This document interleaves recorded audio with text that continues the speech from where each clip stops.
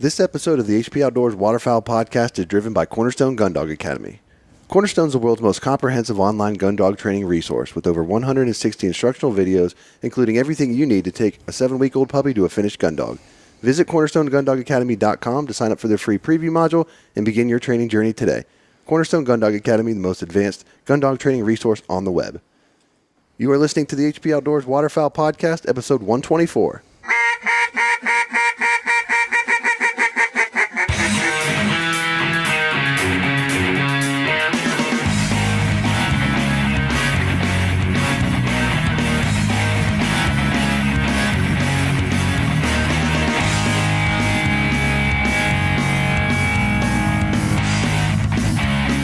This week on the show, we're coming to you from Arkansas.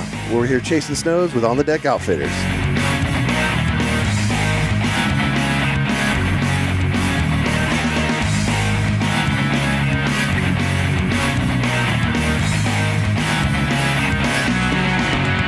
All right, welcome to the 124th episode of the HP Outdoors Waterfowl Podcast. This week brought to you by Lifetime Decoys. Lifetime Decoys patent-pending designs use PVC-coated steel cable to prevent rust and corrosion, allow virtually zero line memory while providing UV resistance, incredible strength, and durability. Unlike monofilament, steel cable won't coil up and tangle with the other lines because of excessive memory. Their swivels and clips are made with high-quality stainless steel and aluminum ferrules, which are hydraulically pressed, providing unsurpassed strength. These materials combined to form the strongest, longest-lasting, most tangle-free decoy rigging equipment on the market today. And they're the only manufacturer that offers a 3-year warranty as well as a money-back satisfaction guarantee. All right, this week we are coming to you from Arkansas. We are here with the guys from On the Deck Outfitters, chasing snow geese. A little different setup for us this week, I have to admit. We got a little bit of a live audience here. We got a crew from the HP Outdoors Waterfowl Podcast listeners group down here with us this week. And if you're on social media, you can find us on Facebook, Twitter, and Instagram. If you're a Facebook guy, you can head over to our listeners group and join in with a bunch of listeners of the show. And my co-host, Dan Harushka. Dan, what's up? Not too much, man. I'm trying to catch up on sleep, having a good time. Yeah, sleep's been hard to come by so far. Yeah. I'm not gonna have a fact of the day today. Well, yeah, we don't have a fact of the day, but we have some good info coming. Yeah. Before we get into that, though, before we bring everybody in, let's just take 1 minute here to thank Gunner Kennels, engineered for your dog, designed for travel, and built for your peace of mind. The G1 Kennel has set a new industry standard and put Gunner Kennels in a category all its own. Gunner was started to protect your pet, and it continues to be at the center of everything that they do. Gunner's dedicated to building the best and safest pet travel crate on the market because man's best friends deserves man's best kennel. Check out their G1 series of kennels and accessories at gunnerkennels.com. Also, thank you to Eukanuba. Out in the field, how you've prepared determines how you'll perform. With balanced fat and protein support to support peak condition, Eukanuba premium dog food enhances strength, energy, and endurance. So when the payment ends and the truck doors finally swing open, you and your dogs are ready for anything. Strong, focused, and ready for anything, that's a Eukanuba dog. And also by Adrenaline. Bird hunting made quick, clean, and humane. The Finisher is the alternative to the out-of-date technique that can damage or destroy your trophy bird. The Finisher has been tested in the field and continues to hold true to its name.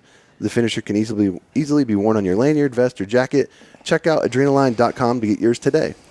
Also, thank you to the companies that offer discount codes to the listeners of our show. Head over to the HP Outdoors website, check out the discount tab, and you can find out how you can save 10% off with Dunn Sporting Goods, 15% off with 737 Duck Calls, 10% off with Gunner Kennels, and 15% off of Rec Specs. So thank you to the companies that support this show, guys. We say it every week. Support the companies that support us. Also supporting us this week, and we are happy to bring on the show with us and talk a little bit about what they've got going on down here is the guys with On the Deck Outfitters, Dusty Barber and Kevin Redmond. Guys, how you doing? Doing good. Awesome. Yeah, we're excited to be here. This is a cool deal for us because it's a rare opportunity that we actually get to be in the room recording with the guys that we're talking to, and it's even more rare that Dan and I get to do it together with the guys in the room. So we're excited, and I think this is the first time we've had a little bit of an audience watching. We got folks sitting around having fun and cutting up in camp and having a good old time. So they're trying to be quiet, though. They are trying. It's kind of funny. It's about as quiet as it's been in here. And Chelsea's sneaking around. She just ran through here with a squirrel on her shoulder. That did happen. And now, here, yep, the giggles. The giggles. So you won't be the only one giggling this week, Dan. No. Should make you feel better about yourself a little bit.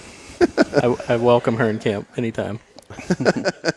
No, we've got a great group, and honestly, we should take a minute just to thank everybody that made this weekend happen. Obviously, Dusty and Kevin for having us down, the guys and gals from the group that have made the trip down here. It's been awesome. Anytime that we get out and we get a chance to, hang out and hunt with the listeners of our show is always a really cool experience. And this week has already been a good one. And the thing about this is, everybody knows kind of with the hatch and stuff, the challenges that have been kind of coming into this season. And, we dealt with them today. It wasn't for lack of birds in the area or anything like that. It's just tough hunting. So maybe talk a little bit about kind of just, sort of what you guys have been dealing with all season. I mean, it's not just you guys, obviously it's, everybody. And, a lot of guys are even thinking, maybe this is just a year I'm not going to chase snows and stuff like that. So, I'm glad to see, that y'all are still after it, and we're getting videos as we're leading up to this, and we're like, all right, well,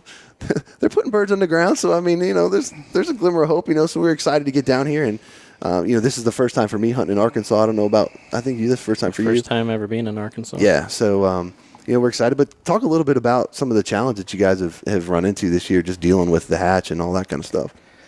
Well, we obviously have had nothing but adult birds, and so one thing that we noticed right off the bat, a lot of times you'll find a feed, whether it be 20,000 birds, 50,000 birds, a lot of birds a lot of times. Yep. And normally if you watch them till dark, watch them leave and go to roost, they're coming back there the next day. That's not necessarily the case this year. Many times they'll leave and go the opposite direction. They'll go sideways to you, start racking up in just a field they haven't been in at all season, and then you're sitting there bird watching for the day, and another issue that we've had this year is there's so much water. We've had just 10 inches of rain in the last 2 weeks, and on top of a very wet winter that we had anyways, so there's water everywhere. And so we struggled for a while just to get birds to even fly. They were roosting and feeding in the same field. They wouldn't fly anywhere. Yeah. And they're sitting in a foot of water, and that's near impossible. I mean, it's not fun to hunt at all. And, before we came down, we're like, we know it's been wet. Should we bring bibs or waders? And you guys said bring waders. So right. I think we all brought waders. I didn't bring any bibs. That's all at I brought. all. Yeah, I just was like, well, I can lay in a dry field in my waders too if we have to. Yeah. Absolutely. Yeah. We were in a dry field today, though. Yeah, it wasn't too bad wasn't today. bad at all. Yeah, not too bad.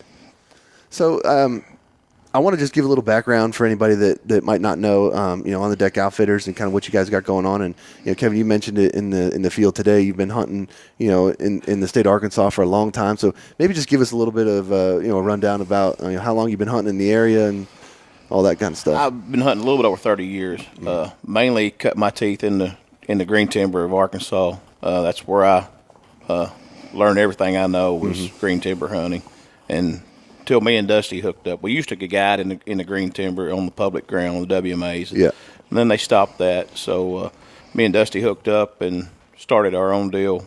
He was guiding in Texas, and I had a little bit of connections here, and so we made it happen. And we've been in business about 6 years now. Okay. It's been really, really successful. And having been hunting this area for so long, do you remember or how often do you see the combination of poor hatch, tons of water, just sort of the challenges that you've had to overcome this year? Man, we've had poor hatches, but never nothing like this. I mean, that I can remember. No. To be honest with you, last year was the first great hatch that I recall. Yeah. I mean, we since probably the mid '90s, and last year was phenomenal. It was over the top. But normally, I mean, if you've got, you're looking for fields that have 30 to 40% juveniles in the field, and even on bad years, if you can find 20 or 25, you can make it work. You can still have pretty good shoots. You can consistently shoot 40, 50, 60 birds and have, if conditions get right, shoot 100 in a day. This year, you have less than 5% juveniles, and it's a nightmare. I mean, you saw it today. I can't even think about how many groups that we had of 300 or 400 at a time that would just be completely locked up coming in and get to 125 yards and bug out, and they're just checking. They're super hard to pattern this year. They're just, I mean, you cannot hardly pattern them. Well, that's what I was asking, compared to today's hunt, how different was that from previous years? And you're like, man, all those small groups, 4, 5, 6, like, they would be right on your lap, They'd give right? it up, usually. And even we had a couple today, and then you'd get a couple big spins, and Yeah, we would have definitely in previous years would have gotten a couple of really nice spins from what we had going on. Normally when you get those smaller bunches started, it's kind of a competition thing. The big groups they'll start coming in and all that stuff. And something we've also seen in the past is we could let those smaller groups, if you had 500 behind those 5, you could let those 5 either come in, even if they bugged out and left.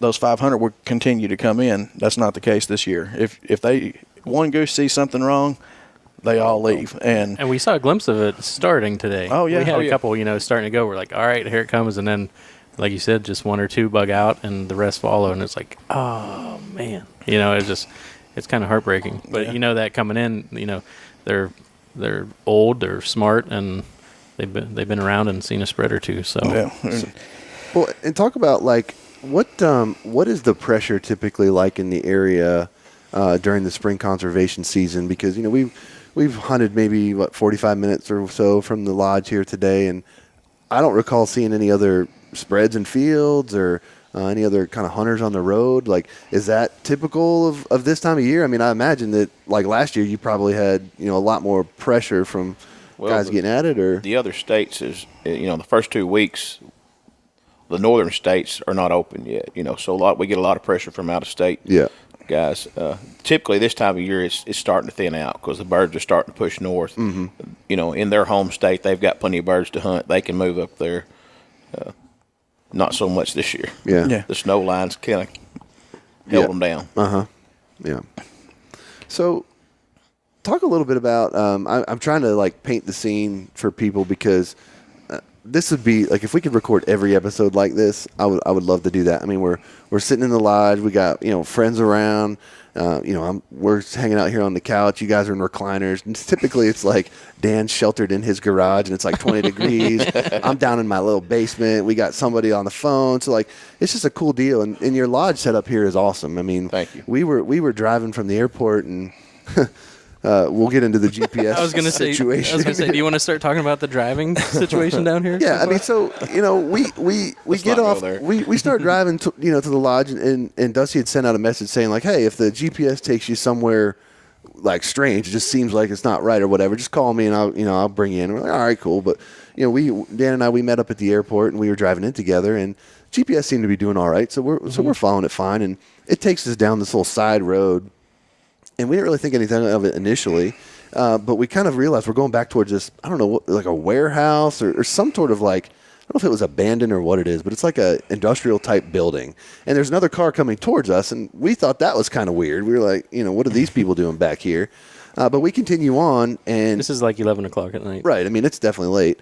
So the GPS was accurate. It did connect us to the other side of the road.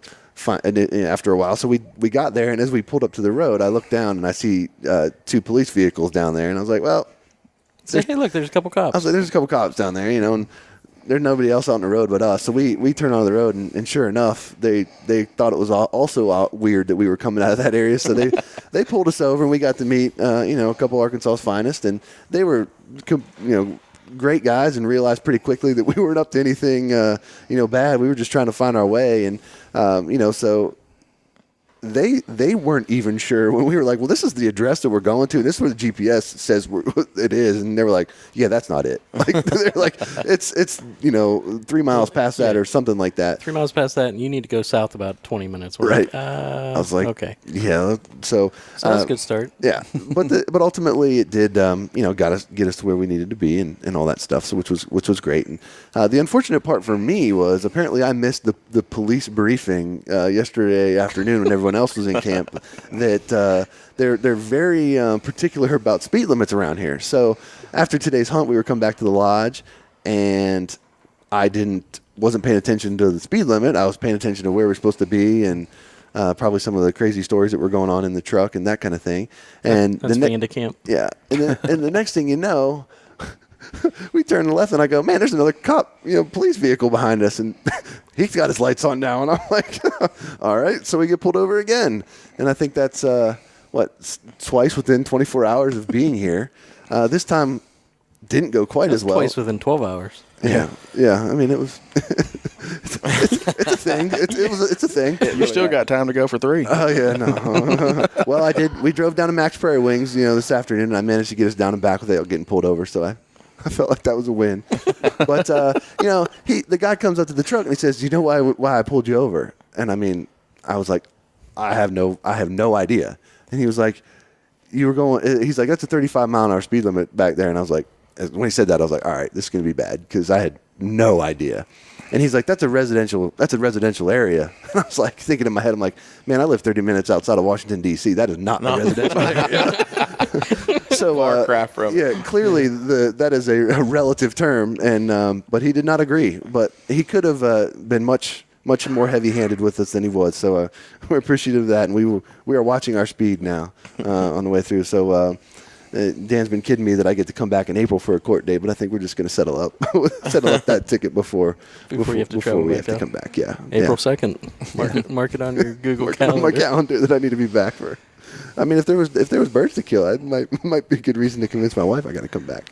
But anyway, so talk about the lodge and kind of how you guys got set up here. I mean, the lodge is awesome. You guys sleep. There's a ton of rooms. I haven't even explored the whole thing yet, but the food's been fantastic. Just everything here's been great so far. But talk about how you guys kind of got into the lodge and how you got sort of everything set up. And you're not local from here, right? Kevin is. Kevin lives from here. about a Okay. little over an hour north of here. I'm from Texas. I live in Texas. So, Okay. I mean, I'll spend about as much time here as I do home.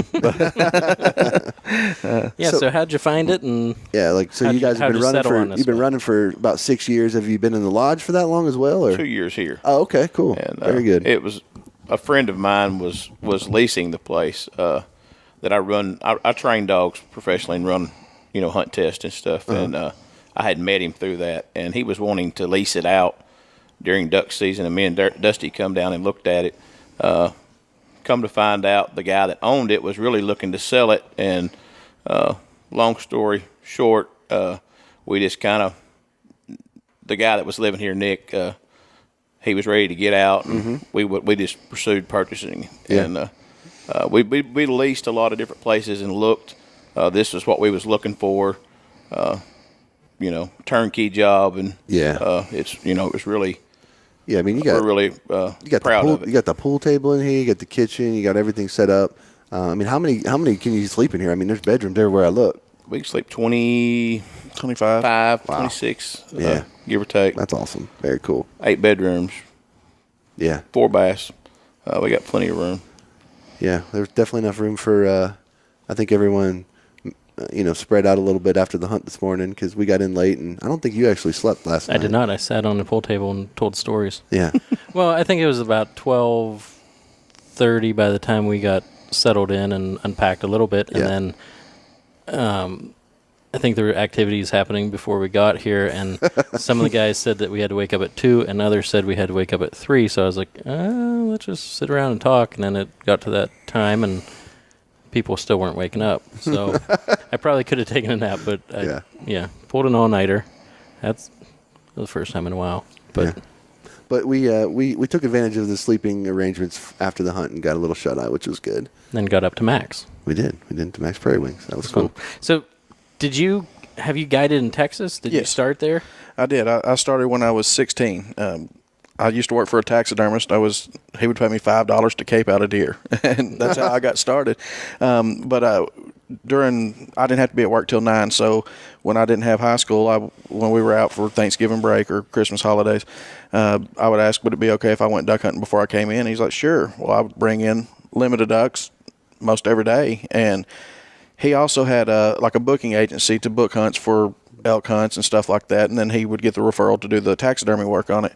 And so he asked me, would I take people hunting? And I was like, well, sure. I mean, I guess. He's like, I'll give you $50 a day. And I was like, hey, that's good money for me. I'm gonna go hunting anyways, And so I started doing it. Well, I realized he was charging them $125 a person. I was getting $50 for the whole group, and obviously I carried out what I told him I would do for that year. But the year after that, I went and had some business cards printed up, booked 7 or 8 hunts. I mean, not many at all. I mean, who wants to go with a 17-year-old kid, and all that stuff. But booked a few hunts, and then the following year,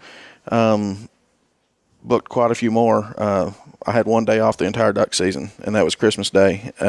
Wow. And so how'd you do on those first few hunts?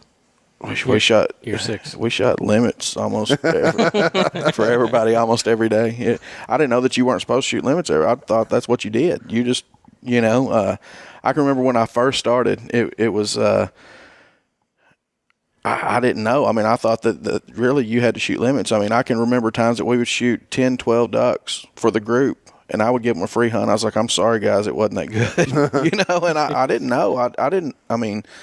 I thought that's what you did. You just went and shot limits of ducks and everything. So I didn't No bad hunts, huh? Yeah, I didn't, It's a heck of a mentality for 17-year-olds. Yeah, you're not wrong. Well, that shows my ignorance. I had no clue what real life was at the time, and everything. So now, and then you started. So you started guiding really at 18, as far as Correct. really getting in. Right. Man, that's awesome. So now, do you still run at all in Texas, or you? No, I don't have time.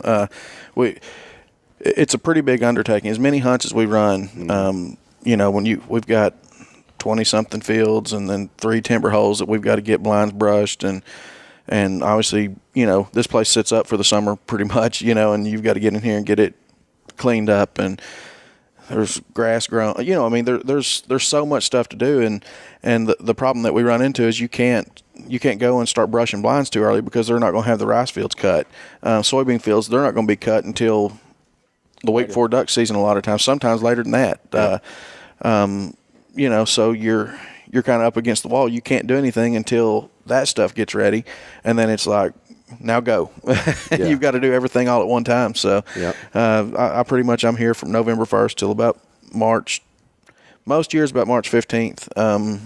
Obviously, we're going to kind of cut it short a little bit this year because of the snow geese with the bad hatch. So, but somewhere around March 10th, 15th, somewhere like that is usually our last day. So how was duck season this Same year? question I was going to ask, Dan. Yeah, It was tough. when we're this It close, was a grind. Yeah. It was definitely a grind. And do you attribute that to just the mass amount of water around? Or? Man, we just had no weather. We had no weather up north. There was no snow cover to push the birds south. No lakes froze up. South Dakota had, record temp years. And it wasn't cold record temps, but they just didn't push. They just didn't come.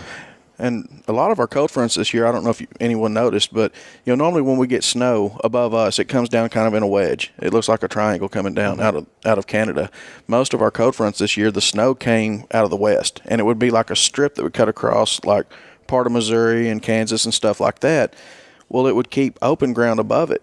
Well, as many birds as it wanted to push down, the same amount pushed north. I mean, the ducks kind of, those seasons close so early up there. Their seasons, Minnesota and Wisconsin, their seasons will close way before ours. About the time ours starts, Yeah. So they don't even have hunting pressure to help push the birds to us at that time. So we really have to have snow cover above us, all the way above us to get the birds to come on down. Yeah, I know, because the week before we went to Kansas this year, it was a complete blizzard. Yeah. And above that was still warm. They had birds, flying north out of Kansas, and then a couple days later, 70 degrees, and we showed up and we had t-shirts on. Right. Yeah. I remember packing for that hunt and seeing what they were putting on Instagram, and I was like, "Damn, dude, we're gonna have to bring the gear." Right. And then I looked 2 days past that, and I was like, "But it's saying 60 on the day we land." Just wild weather. Just What was weird about the first of the season, we were loaded. We were covered with birds, and I was telling Dusty, I said, we may beat the brakes off these things this year. It may be stupid. And the first week we shot, the first 7 days we shot almost 400 birds. In the first 7 days, and I thought we're fixing to set a record this year. We're gonna put some numbers up, and boy was I wrong. Yeah. We got a curveball real fast. Yeah, we've got one farm we killed 85 birds the first day. Wow. yeah, that's setting high. I could see how the expectations would rise pretty quick. Because it's normally not that way. Normally, It starts our slow. first split, we don't really book a ton of trips that first split, just because you want to provide a good service for people, and you don't want to let one group go shoot 30 and the other group's killing 4. I mean, you kind of want everybody had this, equal opportunity and stuff like that. And so we don't book heavily that first split just so that we can keep everybody on birds and try to keep people happy. And obviously people's expectations, we've been cooped up all summer long. Yeah. We all want to get them. It's time. It's go time. And so everybody's ready to go. Our corporate people that are here, they're ready to kill them and stuff like that. So, we try to lay off that first split, but then we had so many birds, it was phenomenal. I mean, we just thought, and we even thought coming into the second split, we had birds. We had a lot of birds going into the second split. And then like the third day in, we got an ice storm here. And when that ice storm hit, it sent our birds packing. Every tree around was completely covered in ice, and they were just whipping and popping and cracking and stuff, and the birds got real, real spooky, and that was the beginning of the end. And it was, I can remember saying right before Christmas we had some people in, and we were talking about, boy, we're going to get a push after Christmas. We always do. And, we're like, it can't do anything but get better from this, and I was wrong. So, Kevin, I'm curious, so you guys have been, you've been hunting here for a long time, and, yes. and you had some inroads here, but for people that have never hunted this area, is it pretty much dominated by outfitters outside of the public grounds, or can people come here and have a reasonable chance to freelance hunt at all or anything like that? No, you can't. I'm not going to say it's impossible, but it's turned so commercial. Yeah. Years ago, back when I was, 25 years ago, you could have came from Washington, beat on a few doors, and got permission. Mm-hmm. And they've been, sure, man, we don't care, bring us a couple, just drop them a couple off at their door or something. They didn't care. Yeah. Now, excuse me, it's got so commercial that if you beat on their door, they're going to say, how much you willing to pay? And it's just, it's kind of sad that it's gotten that way. Yeah. And the other thing is people just didn't respect their property too, and Yeah, and that's the tough part about it, because it's that's indicative of everywhere, right? It's becoming such a commercialized thing, and it's not like deer hunting where you can lease a farm and you can take care of that farm and you can try to manage that farm and raise quality game and stuff. Like you're saying, they're hitting different fields every day this year. So it's like if you don't have the ability to spread out, it makes it pretty tough. To stay on birds. And, I think one of the things that, and I'm curious to get your guys' opinion on this. One of the things that bared that out pretty clear was when Max had their competition here the other week. You see I think a lot of people were surprised how many zeros were coming in. And we weren't. let me say a lot of people that weren't on the ground here knowing what was going on. But I'm curious what you guys think about that. Having Max, someone with the presence and the visibility of Max doing something like that and bringing that kind of attention and pressure and all that stuff right here to your backyard where you guys are hunting every day. What do you guys? How do you guys feel about stuff like that going on? I don't know. I have mixed feelings. I can't imagine you love it. It's probably not. Well, when you put up $65,000 for the prize, that's there's going to be a lot of, I'm not going to name any sponsors, but there's going to be some decoy sponsorships. Yeah. That's going to say, hey, we're fixing to give you what do you need? You need a semi truckload. You need 2 semi truckloads to win this thing. To put our name, it puts a lot of pressure on a lot of our farmers because, they come in here and offer stupid money to rent a field. And those farmers expect that from now on. From now on. Yeah. So, and I'm going to back up just a little bit and talk about what you asked me a while ago. I'll give you another scenario.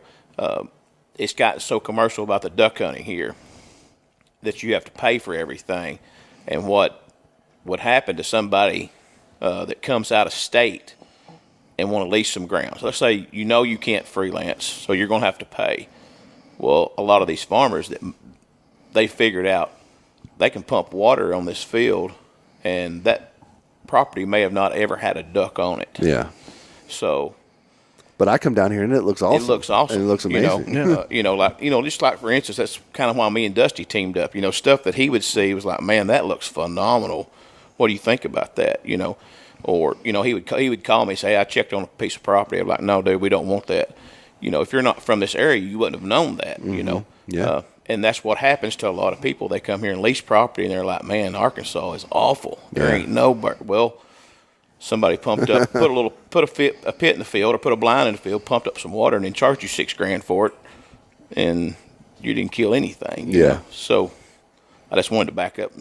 Yeah, no, we've heard similar stories. Up where we are on the Eastern Shore of Maryland, you'll get guys wanting to lease fields and stuff like that, and to me, it's always a sign. If I can walk into a place that's as competitive as Arkansas or the Maryland Eastern Shore, and there's just a field that's available that doesn't have guys stacking up to try to get access to it and stroke the check to get it, it's probably not worth hunting in general at all. Because if the real good ones have been spoken for, and they've got people that are speaking for them even after and they've got the farmers. Hey, if this field ever opens up, like, first call right here, kind of thing. So that's kind of why we hate to see the thing. The same deal happened with snow geese. Is those guys coming here and offer, you can freelance for snow geese here, but when people start paying stupid money, and that same farmer that me and Dusty may have had permission on, and you could have probably gotten permission on,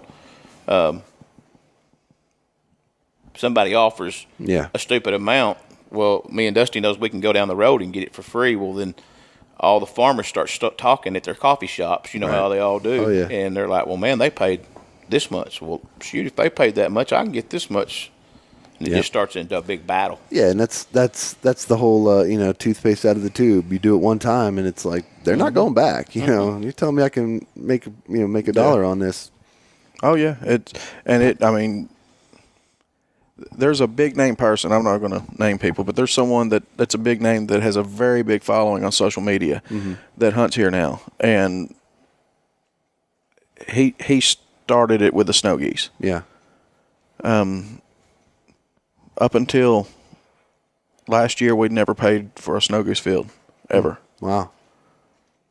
Now it's way of doing business, huh? It's common. Yeah. We paid $1,200 for a field for one day this year. Yeah, it makes it tough. No doubt. That is crazy. I was thinking back to the competition, and I was even talking to you about this, but how, I guess I don't know if it was the winners or not, but the guys that really put up big numbers, low amount of decoys, shooting essentially a roost, is from what I heard. Mm-hmm. I assume it's somewhat local to here. You're not too far away from Max, and everything was run out of there. So, as bad as the season's been, did that whole competition throw a wrench into your operation? Did you see any changes from that shooting roost or anything? No, I don't think so. I don't think it affected. There's so many roosts around. Yeah, it didn't affect us. We're pretty fortunate. We've got several we probably got 100,000 acres that nobody else can touch. I mean, we're pretty fortunate about the amount of ground that we have, that the farmers that we have relationships with, they won't let anybody else for no amount of money on their ground. Nice. So, I mean, we're pretty lucky. We've got real close to the lodge here. In fact, you'll be on one of the places tomorrow where we're hunting tomorrow. We've got a real good relationship with a guy that works for the government that helps a lot of these farmers around here, and he helps us out. And so between that and Kevin knows a ton of people around here. I mean, he's been here. Kind of handy that he trains dogs, and he's helped a few farmers that had dogs that got washed out by other dog trainers that he's helped out. Fix their problems. And so that kind of got us some brownie points. And it's gotten to the point with us that, several times this year we've had those farmers call us and say, hey, we got birds up here. Y'all get up here and look at them. Nice. So, yeah, those relationships cannot hurt business. No. And they know we take care of their fields. We pick our hulls up. If it's around here, they call it hipped up bean fields, but they have the rows are raised and have like raised beds with troughs so they can run water down through there and water them and not kill their soybeans. If they've got them hipped up and it's ready to plant for the following year, we don't go in there and tear their field up, and stuff like that. We take care of people's stuff. We Respect. a lot of these guys, knowing that they probably could have got a truck and a trailer in there today, they would have done that. They'd have drove the truck out there. Well, you leave ruts in it. It leaves a bigger footprint than what we did, and we carry a side by side in, and that goes a long ways with these farmers. They know they don't have to worry. They can trust us, and Right. so that goes a long ways with a lot of these guys. I wanted to ask one thing. We were driving down, on our way up the road today, but some of these places just look snake infested. Yeah, they are. So what kind of, especially, and that's something that I always think about, guys down here in Louisiana and Florida and just dealing with gators or snakes or something. Like, what do you guys, I assume cottonmouths you have, and those things are freaking nasty, right? Yes, They're like stink. aggressive and. Yes. Have you ever had any bad run-ins with them? We haven't. We're just pretty aware of like the bar ditches, where the levees are at in the water. They're going to stay close to water. So if you set up in a tree line or a bar ditch, you need to really check it because they could be there. I'd be worried, sending dogs on certain trees and stuff. I'd be worried that they'd get, popped in there. They don't so much get out in the field, like out in the rice fields, but they will stay in those deeper bar ditches, and they'll lay there and just let you step on them. Wow. Yeah, that's rough. Yeah. How about spiders? I knew that was coming. So I have, change the subject. So I'm curious as to what you guys think about this. Like, we laid in the field today and saw however many birds we saw. We saw a bunch. And it's funny because this year Dan and I have gotten away from hunting where we're from, and we've got out to Kansas. We've come down here and we're doing some more of that stuff next year. And what's it like being away from the Atlantic Flyway, like where you guys are at, and seeing the season restrictions that they're getting put on us. I mean, they're coming out now where like the Eastern Shore of Maryland, and you got guys up there running all season long. Now their season's 30 days, one bird limits. Our mallard limits have been cut in half. So it's 2 mallards a day. Yeah, 2 mallards a day, one hen, and it's just it's to me, I'm like, I feel spoiled now because it's like I get one hunt here, one hunt there. I was like, I just want to go back out there and hunt now. I don't even want to hunt home anymore. But like, what would that mean to you guys if you had some sort of like restrictions like that put in place? Because I fear that a lot of these guys and stuff on the Eastern Shore are going to have a hard time surviving. And it's funny because we forget it wasn't that long ago there was a moratorium in Maryland. You couldn't kill Canada geese up there, and now it's stepped back to one, and hopefully it won't last that long and it'll go the other way. But like, just talk a little bit about that and what that would mean to a business like for you guys, because you're, like you said, you're maintaining a lot of fields. You got to be able to spread out and get clients on hunts and stuff like that. And especially paying the fees now, right? If with everything else coming in, it'd be rough. It would. Yeah, it'd run us out of business. I can imagine. I couldn't sleep at night knowing that, okay, y'all come give us what we have to have, right, to kill a bird. Right. It'd be great. Just it wouldn't be that hard to kill limit. Yeah, well, it wouldn't be good for the clients. It's not going to.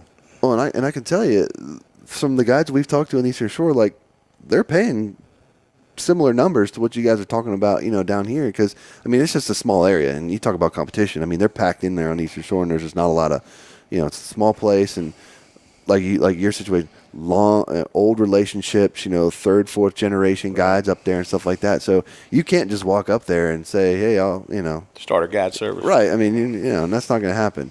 So I'm worried about the Eastern Shore, and how that's going to pull through this season, and yeah, especially if their lease prices doesn't change, because you're not going to be able to guide as much. So how can you pay? Yeah, those numbers for. I can't imagine. It's unfortunate, and I worry about in our area especially because I use my son as the example, right? Like my son goes to school, he probably doesn't know 5 kids in his school that hunts. Where Dan and I grew up, I couldn't tell you 5 kids that didn't hunt. everybody did, way of life. My son, it's not that way, and every weekend is baseball or basketball or soccer or taekwondo or whatever.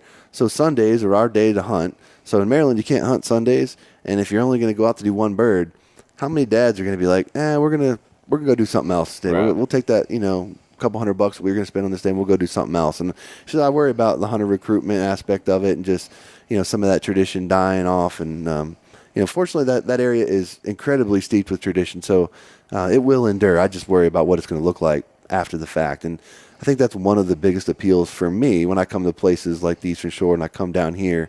Duck hunting matters. Waterfowl hunting matters in these places. So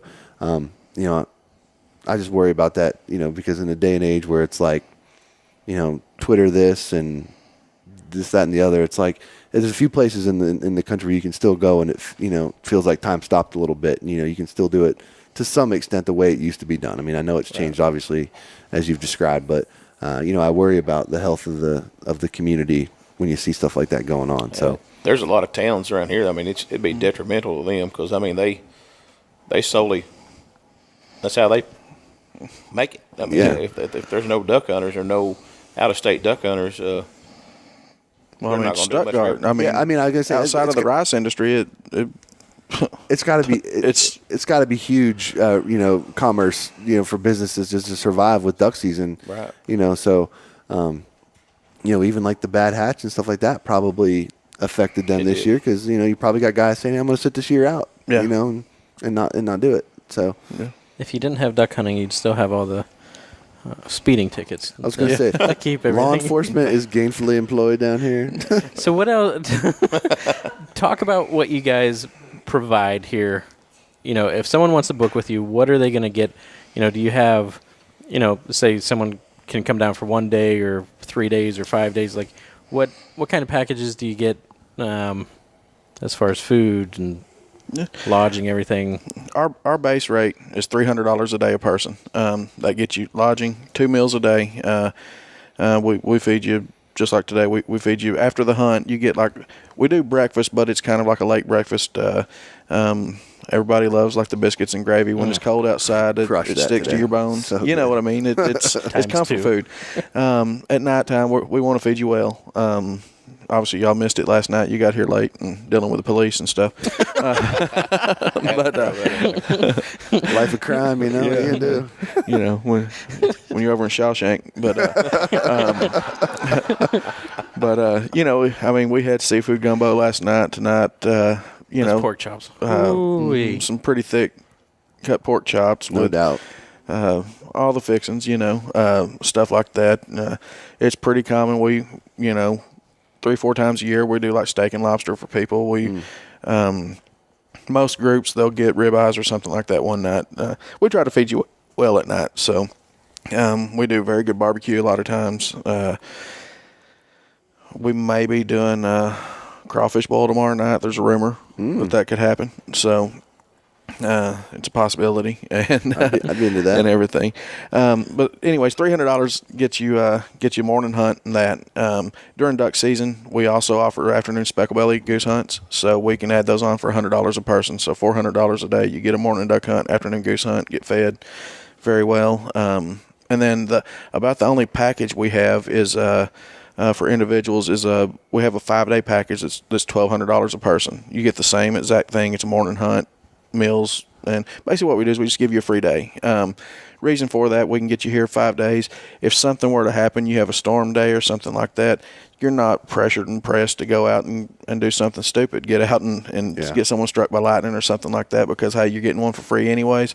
Let's sit this one out, and all that stuff. And obviously there's plenty of stuff to do here at the lodge. We're going to show you a good time. We're going to take you scouting with us, those kind of things. So let's talk about the fun that we have at the lodge, because I just took I don't know how many videos of card tricks and the card tricks were body takeover as far as finger you controlling people's hands and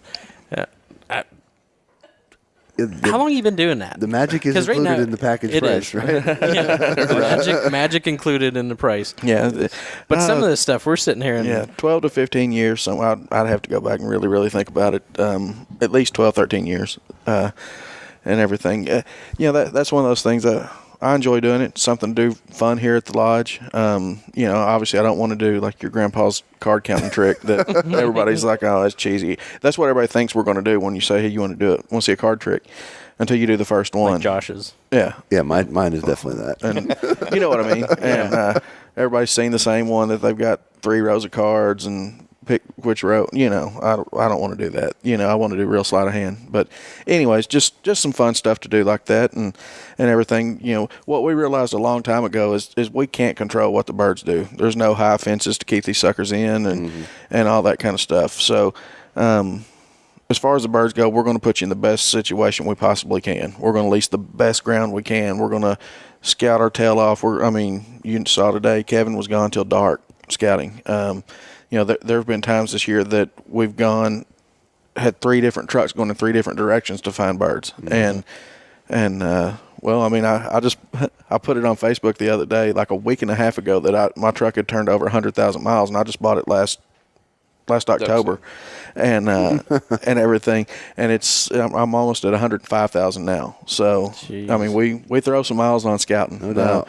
We don't want to. We're not your lazy guy that's just we're going to go out here and throw a permanent spread out and hope something flies by. That's not us, and everything. But we can't control what the birds do.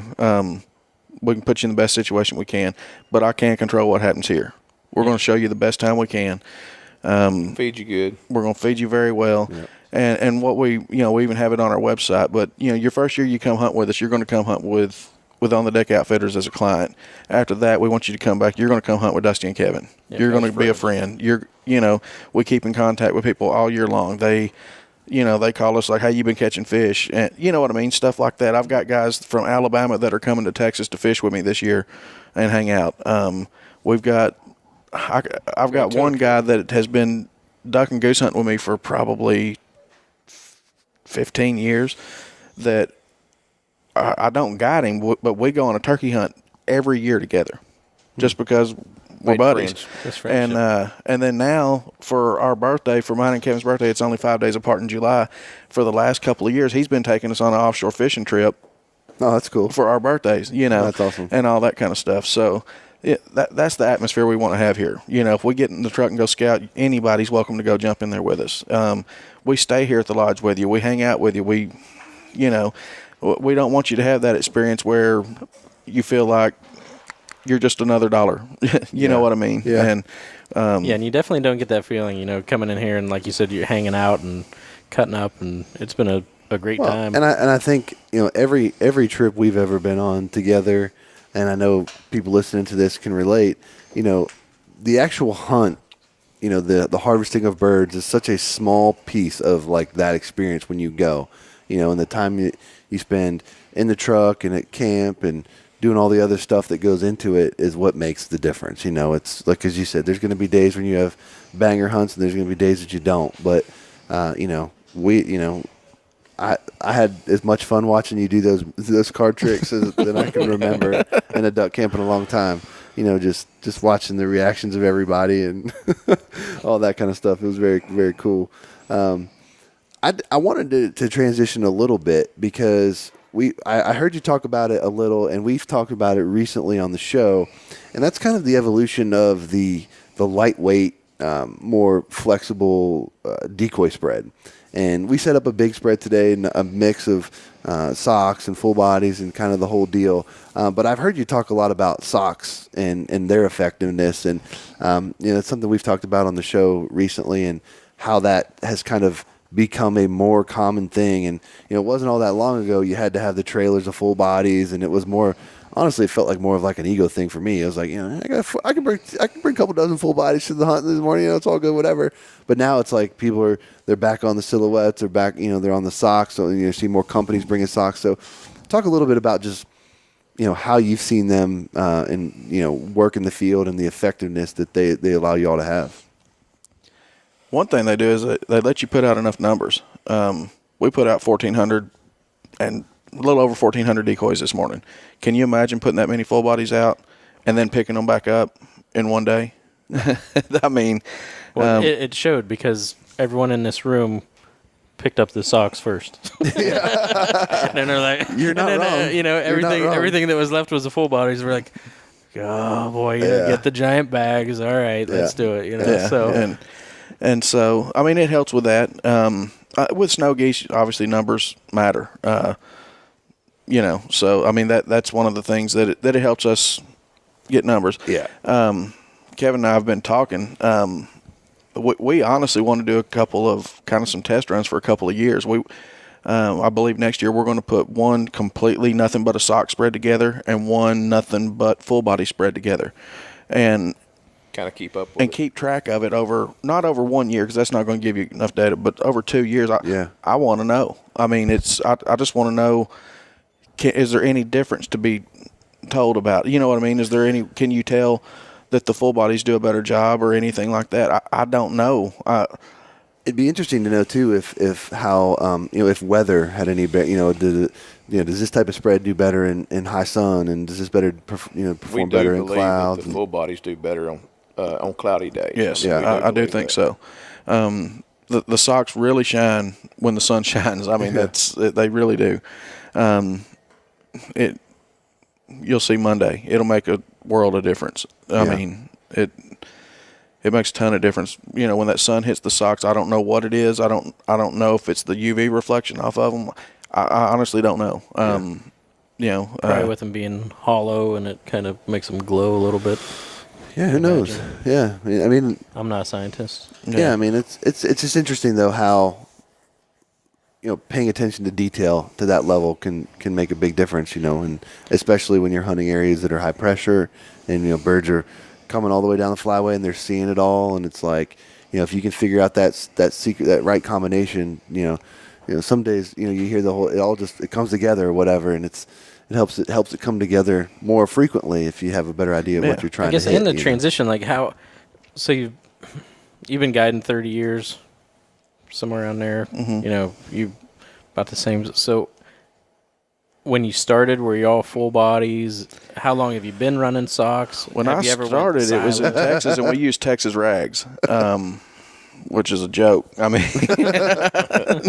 but that's what everybody used. I mean, that was the only way to, in those rice fields down there, to be able to get 400 or 500 decoys in. You couldn't, there was no, when I started, I don't think they even made a side-by-side on the planet. When I started, they had 3-wheelers. It was even before 4-wheeler days. Just it was a while ago, and and so you're carrying everything in, and that's the only way to carry enough decoys, and so we had Texas rags, and we would make them into wind socks on dowel rods and stuff like that.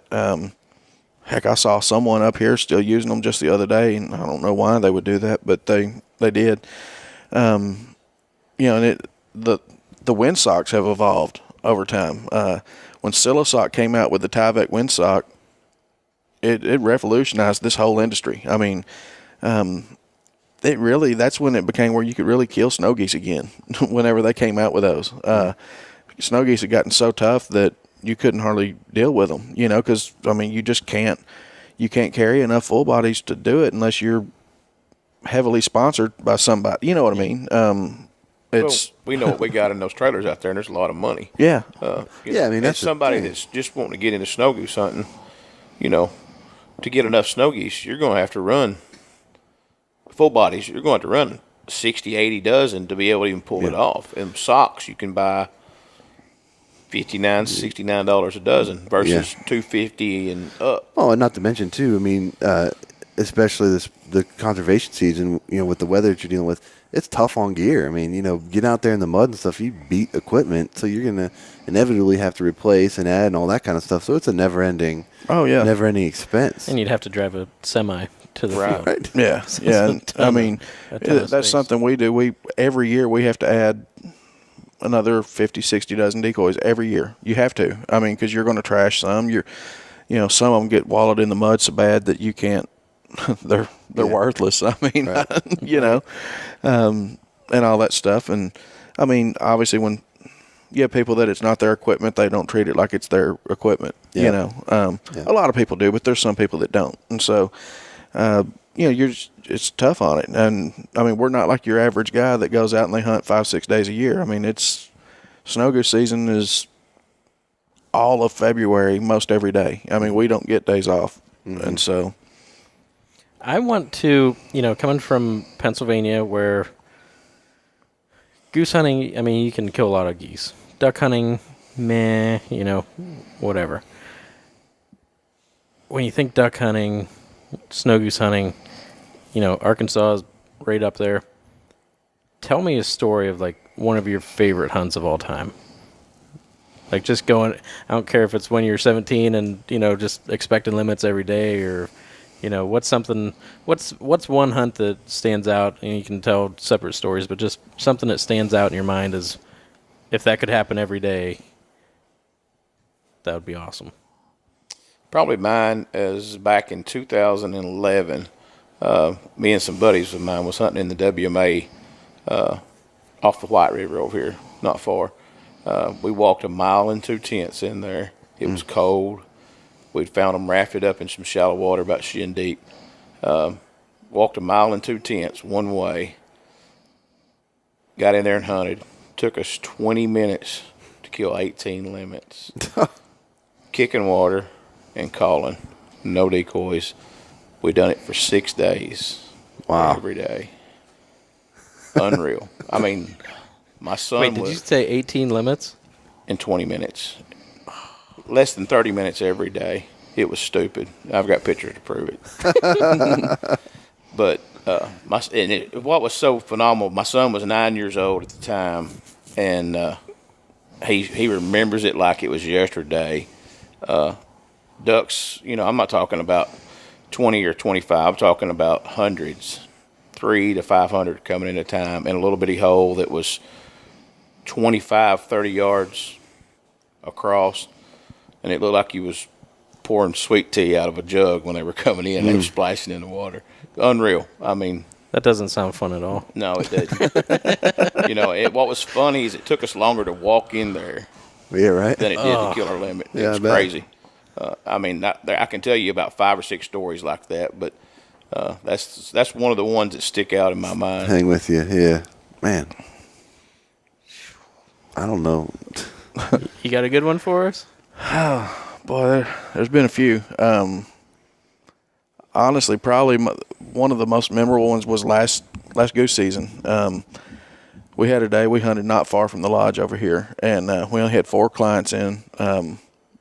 They started off with 5, and one guy got called into work. He was a regional manager for Cracker Barrel, and he got called back to work. And we went over and we shot 190 geese by 9:30 in the morning. Mm. And there was only 4 customers. We had the farmer and then the guy that I talked about earlier that works for the government that helps us with the farmers. They were both there. They shot all their shells. They shot all our shells. We went to the truck. We dug shells out from under seats. Every shell we could get. The first group that came in, they came in. We shot them.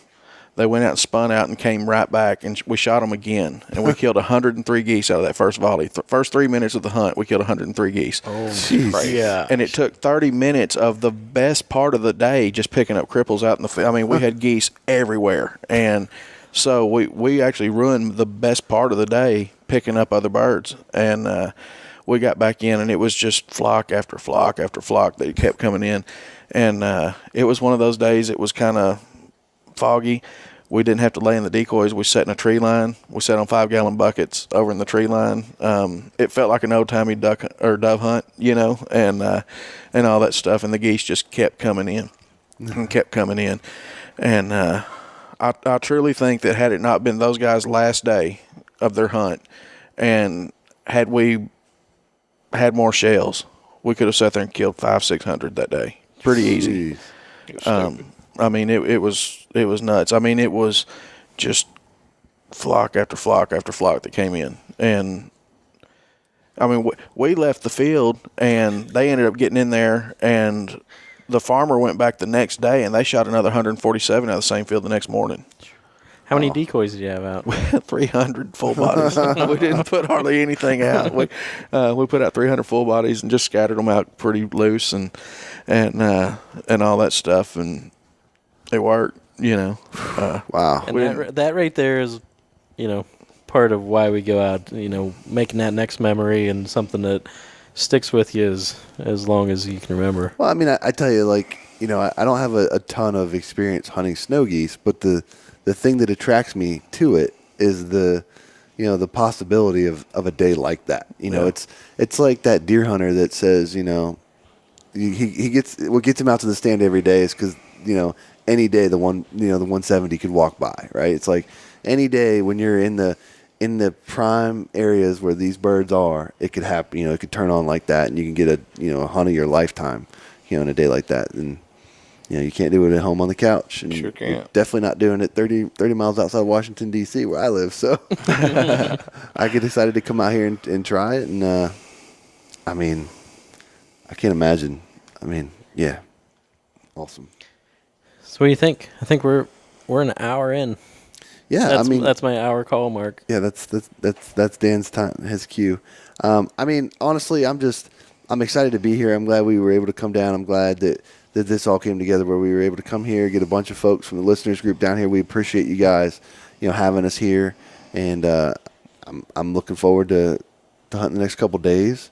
And I've already had a blast. Today was great. The food was awesome, and I'm excited for tomorrow. Hopefully, don't get pulled over. And,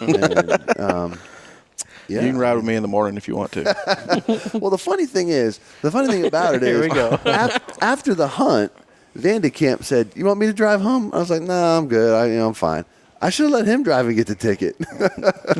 This is what we like. Y'all are a great group of guys. We really enjoyed having y'all.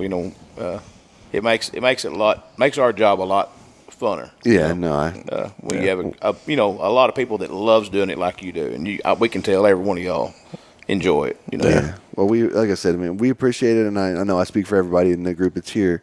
When we say thank you guys for allowing us to come down and putting in the work and chasing them, and we need to do a duck and the speck hunt next year. We need to I tell you put what, something together. And I got angry. I want to shoot specks now just because they were the ones that wanted a decoy today. If they were in season today, we'd have shot some specks up for sure. Yeah. But those ones were right on our boots. I'm like, oh, buddy. yeah, they don't make the right sounds though. So what do you got, Dan? You got one more thing you want to add here before we wrap up? No, man. We're you sure? Well, it's still fairly early. I don't know what's our wake up time tomorrow. I don't know when you need to wake up. We need to pull out here around 4:15. Okay, so we'll get some rest tonight and get after him tomorrow. Yeah. All right. Well, that sounds like a good plan. Before we close out the show, though, do want to just take a minute to thank the sponsors of this week's episode: Lifetime Decoys, Gunner Kennels, Eukanuba, and Adrenaline. And also thank you to Cornerstone Gun Dog Academy, the world's most comprehensive online gun dog training resource. They've got over 160 videos, including everything you need to take a 7-week-old puppy to a finished gun dog. Visit cornerstonegunDogAcademy.com to sign up for their free preview module and begin your training journey today. Cornerstone Gun Dog Academy, the most advanced gun dog training resource on the web. All right, that does it for episode 124. Hopefully you enjoyed our chat here from Arkansas with On the Deck Outfitters, and hopefully we'll have some snow geese harvest to report tomorrow. If you're new to the show, make sure you head over to iTunes, check out all of our past episodes. We enjoy 5-star ratings and reviews. It helps other hunters just like you find our show. That's going to do it for this week. We're going to hit the hay, get up in the morning, and get after some snow geese. So until next time, for Dan, I'm Josh. Take care.